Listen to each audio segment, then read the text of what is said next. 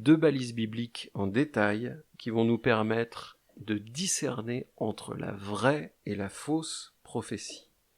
Je vous ai dit juste avant que ces 2 balises sont la protection et le témoignage ou la connexion au plan de salut de Dieu, c'est-à-dire la croix. Alors voyons premièrement en quoi la prophétie est une protection. Je vous propose de prendre le 2e livre des Rois au chapitre 1, verset 9. Le roi envoya un officier avec une troupe de 50 soldats pour arrêter le prophète Élie. Ceux-ci montèrent vers le sommet d'une montagne où Élie était assis. L'officier lui dit « Prophète de Dieu, descends, c'est un ordre du roi. » Élie lui répondit « Puisque je suis prophète de Dieu, j'ordonne qu'un feu descende du ciel et vous extermine, toi et tes 50 hommes. » Aussitôt, un feu descendit du ciel et extermina l'officier et ses 50 soldats. Ça s'est reproduit une seconde fois, puis à la 3e, le soldat a supplié que sa vie et celle de ses hommes soient épargnées. Donc on voit ici que le prophète et la prophétie va manifester une très grande puissance, une puissance terrifiante, une puissance de jugement qui va tomber sur les soldats qui sont envoyés par un roi inique, un mauvais roi. Et pourquoi est-ce que la prophétie va produire une chose pareille ? Pourquoi cette puissance ? Donc une des questions à se poser devant une parole prophétique ou une manifestation prophétique, c'est pourquoi ? Il faut interroger Dieu et dire « Seigneur, pourquoi ? Aide-moi à discerner d'où ça vient, dans quel but ?» Eh bien, en l'occurrence, Dieu a autorisé et manifesté cette puissance pour protéger le culte du vrai Dieu. Si on remet l'histoire d'Élie dans son contexte, si Élie n'avait pas été suscité par Dieu et n'avait pas tenu cet office prophétique, le culte d'adoration, le culte du vrai Dieu aurait disparu d'Israël. C'est lui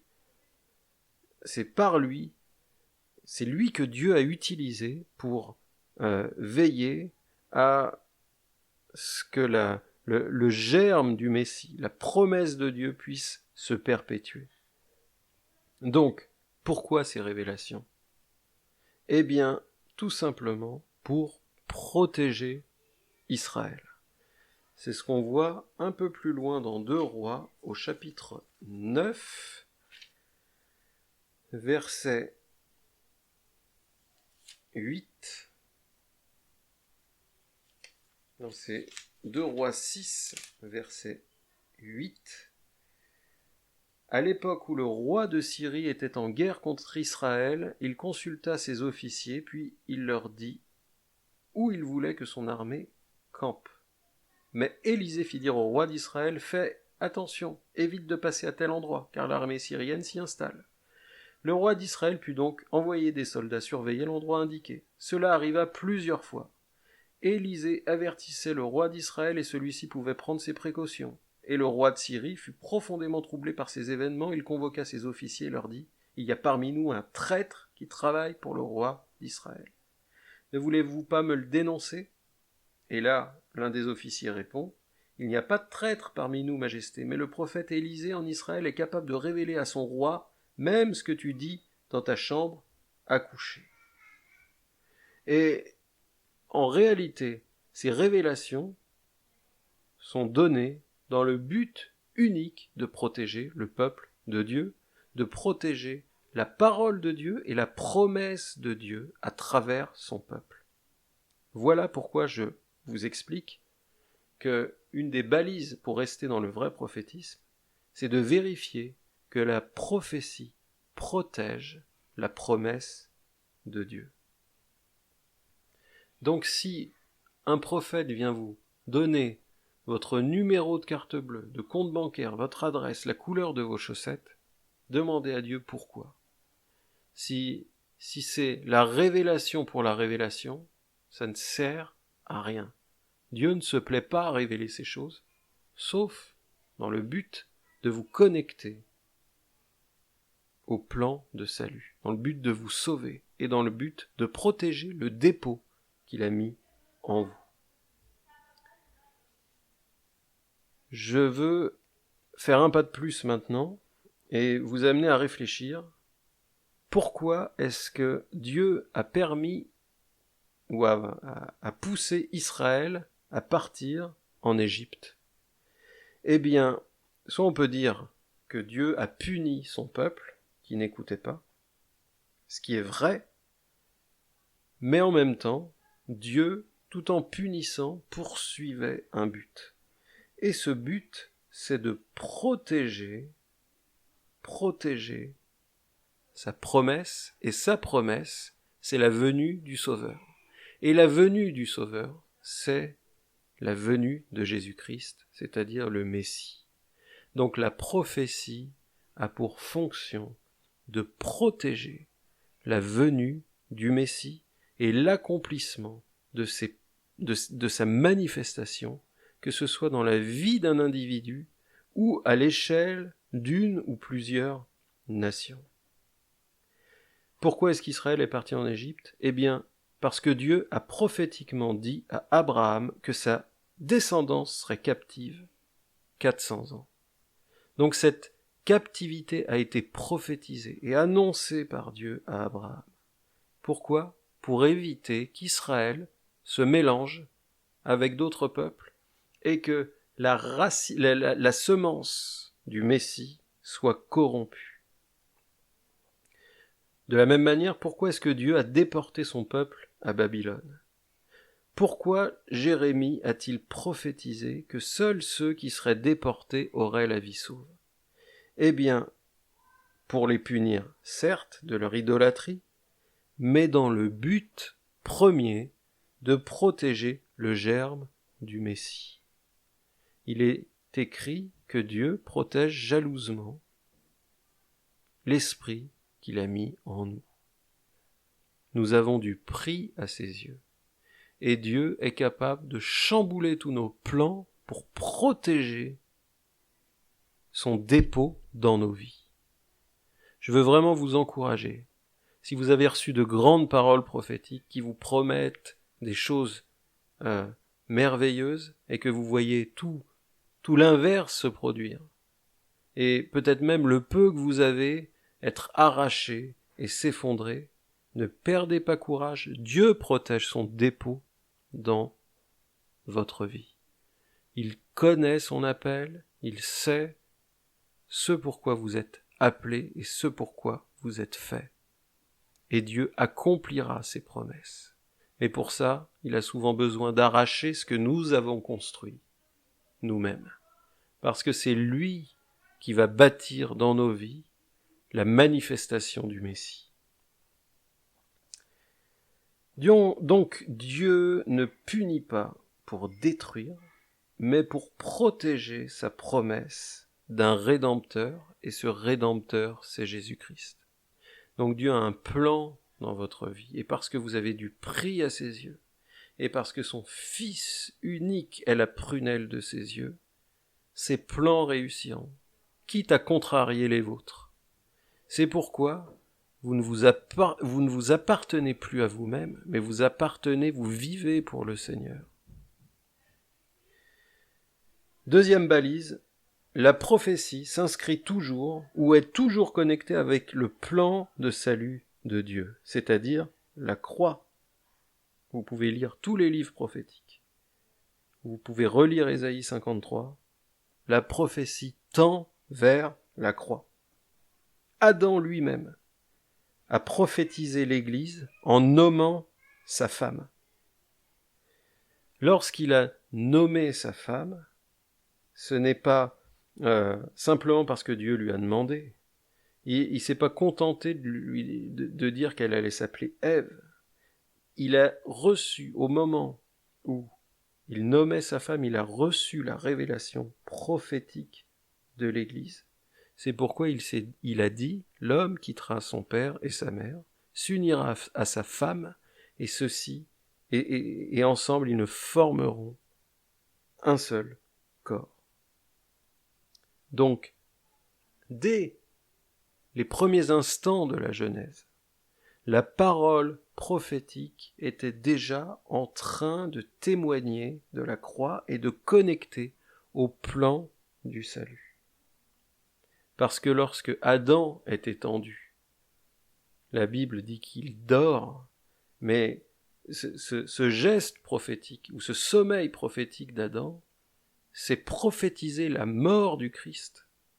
Et lorsque Ève est tirée de sa côte, c'est prophétiquement l'annonce de l'Église qui sort de la côte de Christ.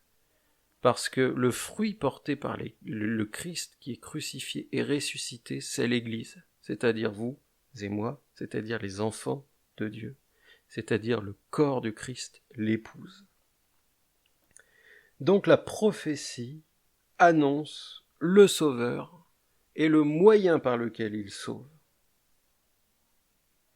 Il y a donc, je répète, 2 clés importantes pour vérifier la source d'une prophétie. Est-elle source de protection du dépôt de Dieu dans la vie d'un homme, d'une femme ou d'une nation?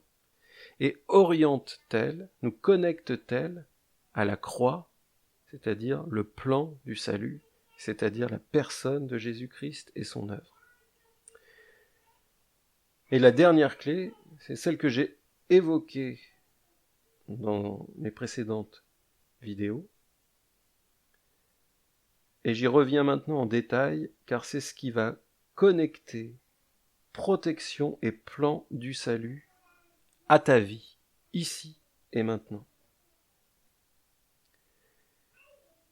La prophétie va initier, ou donner accès, ou manifester tous les autres dons de l'Esprit. Vous pouvez voir ça dans Actes 2, au moment de la Pentecôte, ou le passage avec Pierre et Corneille. Voyons surtout 2 passages en particulier qui sont extraordinaires. 1 Timothée 1, à partir du verset 8. Je vais commencer à partir du verset 18. Timothée, mon enfant, je te confie cette recommandation conformément aux paroles prophétiques qui ont été prononcées autrefois à ton sujet. Que ces paroles soient ta force dans le bon combat que tu as à livrer. Garde la foi et une bonne conscience. Quelques-uns ont refusé d'écouter leur conscience et ont causé ainsi le naufrage de leur foi. Donc on voit qu'en plus d'être une protection, la prophétie peut devenir une arme et une force dans les combats que nous avons à mener. Paul lui dit bien que ces paroles prophétiques soient ta force dans le bon combat que tu as à livrer. Donc la parole prophétique apporte une puissance offensive dans l'œuvre de Dieu. C'est une protection, mais aussi une arme pour attaquer et pour se rendre maître des terrains que Dieu nous donne, pour les reprendre à l'ennemi. Donc c'est une puissante protection, je dirais, et aussi une force pour remporter la victoire. Donc les paroles prophétiques reçues libèrent puissance et onction prophétique dans ta vie. Mais c'est à toi de les saisir et de les utiliser. Et aujourd'hui, je veux te demander ce que tu as fait des paroles prophétiques que tu as pu recevoir. Paul nous dit de discerner les prophéties et de retenir ce qui est bon. Si tu as jeté ce qui était en trop, ou ce qui n'était pas bon, pas juste, pas conforme à l'Esprit de Dieu, et que tu as véritablement discerné et retenu ce qui était bon dans les prophéties que tu as reçues, aujourd'hui je veux te demander ce que tu en as fait. As-tu laissé ces paroles retomber au sol, ou t'es-tu mis en marche vers celui qui t'a appelé et qui t'a parlé, c'est-à-dire le Seigneur assis sur son trône? 1 Timothée 4, maintenant,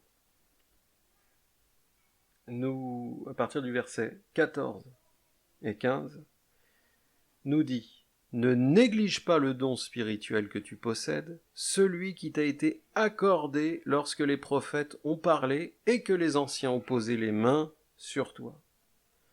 Donc, ici, nous apprenons que la prophétie peut transmettre des dons spirituels.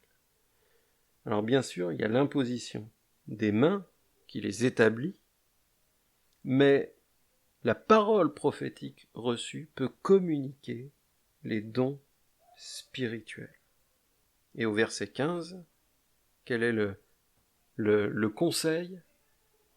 Eh bien, Paul va dire à Timothée, « Applique-toi à tout cela, donne-toi entièrement à ta tâche, alors tous verront tes progrès. » Et aujourd'hui, je veux vraiment t'encourager à reprendre ces paroles prophétiques, parce que la parole de Dieu est vivante, agissante et puissante.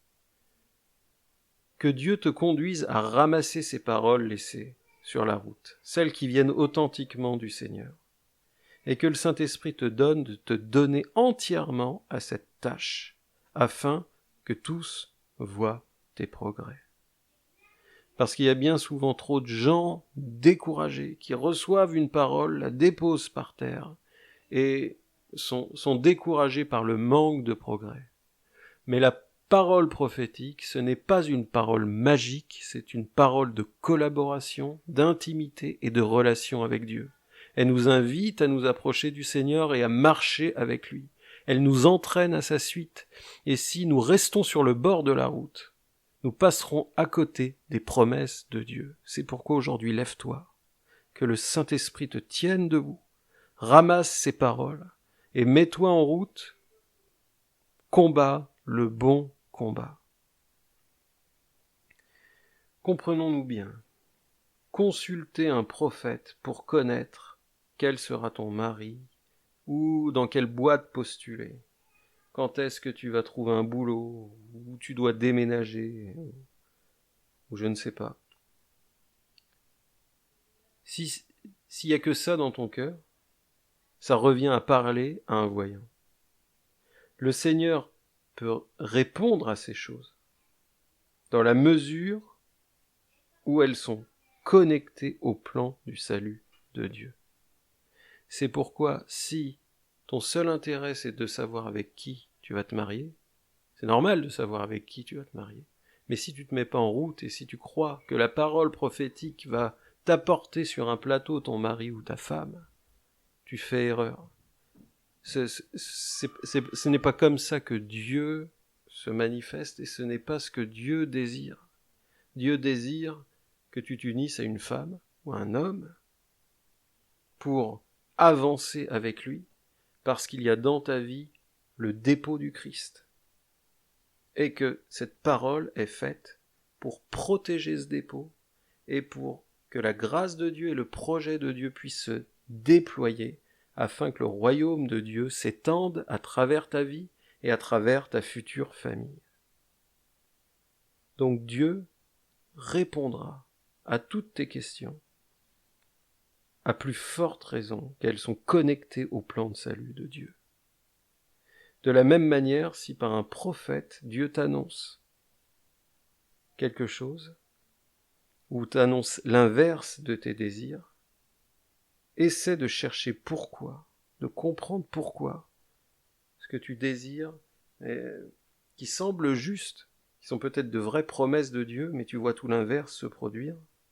Ne te décourage pas, cherche Dieu directement, et tu découvriras bien souvent que si Dieu détruit, ou Dieu semble punir, en fait il ne cherche qu'à préserver la vie du Christ que tu portes en toi. Car en vérité tu portes un trésor, mais tu restes un vase de terre. Nous, enfants de Dieu, nous portons un trésor inestimable, la plénitude de Dieu, de Christ par le Saint-Esprit, mais n'oublions jamais que nous restons des vases de terre. Donc la seule question qui va débloquer ta vie spirituelle, ta marche avec le Seigneur et ta situation, c'est de te poser cette question. As-tu compris et surtout as-tu accepté que ce n'est plus pour toi-même que tu vis, mais pour le Seigneur. Seigneur, je prie pour tous ceux et celles qui ont écouté ce message. Je prie maintenant, Saint-Esprit, pour que tu manifestes le plan de Dieu dans leur vie, que la révélation du Christ se manifeste, que le dépôt glorieux du Christ qu'ils portent puisse se manifester par ta puissance, Saint-Esprit, et que le don de prophétie, que l'esprit de prophétie ouvre des chemins nouveaux dans les vies, que toute situation soit débloquée, que tout verrou saute, que toute porte fermée s'ouvre, et que toute porte que tu n'as pas ouverte se ferme maintenant, dans le nom glorieux et puissant de Jésus-Christ, pour tous ceux et celles qui acceptent de ne plus vivre pour eux-mêmes, mais pour toi, Seigneur. Parce que cette parole est réelle, ce n'est plus moi qui vis, c'est Christ qui vit en moi. Et Saint-Esprit, tu fournis tout le nécessaire pour vivre ainsi à la gloire de Dieu. Merci Seigneur, soyez bénis.